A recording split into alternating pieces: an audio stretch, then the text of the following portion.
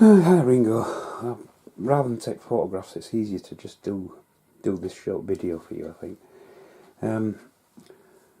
The problem we've got, no, the problem you've got, is that all your troops are bunched here. This hedge line stretching from here and running right along to the woods is about 35 inches. That means you could deploy 3 infantry units with a frontage of 10 and maybe just about squeeze in your artillery. Looking at it, these dragoons, we could dismount them. You could dismount them and they go into that wood to make a firing line, which, to be fair, his dragoons seem to be approaching this wood anyway. So if you made a firing line in this wood with your dragoons, that gets rid of these bases. Once they've gone, Rupert's horse, it's 8 inches from the front to here, so they can actually get to that edge, and then in the next move they can jump it, but they've only got a 4-inch range when they're because it's half, you lose half your movement for climbing over the, jumping over the hedge. So you would get them across. One would be at that side and one would still be at this side, but the next 10 they would move normally, they would have the full 8 inches because technically they've jumped. So Rupert's horse could be up here.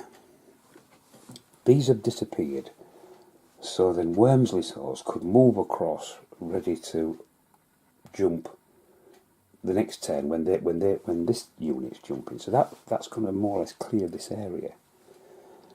Your bluecoats could then wheel around to the right to take up 10 inches of that frontage. Your Sandringham Light Battery, which will unlimber, swing round and manhandle. So obviously one turn to unlimber, but then it can be manhandled, or it can move up to the edge and then unlimber, and just simply it'll be facing the right direction, which would probably be the better move. Roden's Foot could then presumably deploy along this edge, which leaves the Whitecoats. Not a lot of room for them to deploy with your 2 artillery pieces here. They can again move forward and deploy, and that brings you to the edge of the hedge. I mean, the hedge really is your saving grace, because he can't see you at the moment. He knows you're there, but he can't fire at you. Once you get up to the hedge, it's still to your advantage because you've got soft cover, so it would be half casualties. But it still leaves the problem of the lambs. I would suggest that they have to march, probably stay in column and come this way, and Parker's heavy horse. Now I don't know, you've got that opposite you. Now I don't know if you want to move Parker's heavy horse across a bit, or you just want them to move further left along the table.